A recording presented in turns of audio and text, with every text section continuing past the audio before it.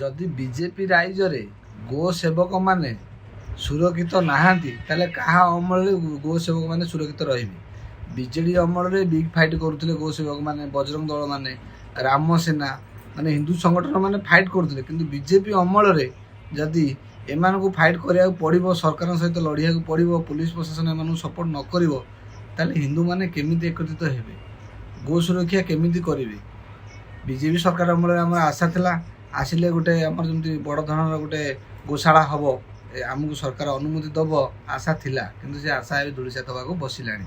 ଦ୍ୱିତୀୟ କଥା, କିନ୍ତୁ ଏତିକି ମାନିବାକୁ ପଡ଼ିବ ବିଜେପି ସରକାରକୁ ଯେ ଆଗରୁ ମାନେ ଗୋରୁ ଗୁଡ଼ାକ କେଉଁଠି ବୁଲୁଥିଲେ ତାର ମାନେ ସଠିକ୍ ଠିକଣା ନଥିଲା।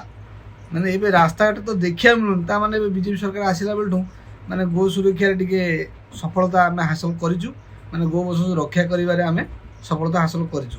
ଏଥିପାଇଁ ଧନ୍ୟବାଦ ଦେଲେ ବି ଆନ୍ତରିକ ସହିତ ହୃଦୟରୁ ଧନ୍ୟବାଦ ବାହାରୁନି। କ'ଣ ପାଇଁ ନା ଆମର ଗୋଟେ ଗୋ ସୁରକ୍ଷା ଭାଇ ଭଦ୍ରକର ଜଣେ ତାଙ୍କୁ ମାନେ ବହୁତ ଦୀର୍ଘ ଦିନ ହେଲା ମେଡ଼ିକାଲରେ ପଡ଼ିବେ, ମୃତ ହେଲେ କାଲି। କିନ୍ତୁ ବହୁତ କଷ୍ଟ ଲାଗୁଛି ଏ ବାବଦରେ ଆମେ ଭିଡ଼ିଓ ବନଉଛୁ। କାହିଁକିନା ତାଙ୍କୁ କିଛି ଯେଉଁମାନେ ଗୋରୁ କଟାକଟି କରୁଛନ୍ତି ସେମାନେ ଆକ୍ରମଣରେ ସେ ମେଡ଼ିକାଲରେ ଆଡ଼ମିଟ୍ ଥିଲେ, ସମ୍ ମେଡ଼ିକାଲରେ। ଯାହା ମାନିବାକୁ ପଡ଼ିବ, ସୁରଜ ସୂର୍ଯ୍ୟବଂଶୀ ଆସିଲେ, କିନ୍ତୁ କଷ୍ଟ ଲାଗୁଛି ଯେ ମାନେ ଆଉ ଲଢ଼ିବାକୁ ଆଉ ସାହସ ହେଉନି। କାହିଁକି ନା ଯଦି ବିଜେପି ସରକାରରେ ଗୋ ସୁରକ୍ଷା କରୁଥିବା ଲୋକମାନେ ଯଦି ସୁରକ୍ଷିତ ନାହାନ୍ତି ତାହେଲେ କିଏ ସୁରକ୍ଷିତ ଅଛନ୍ତି?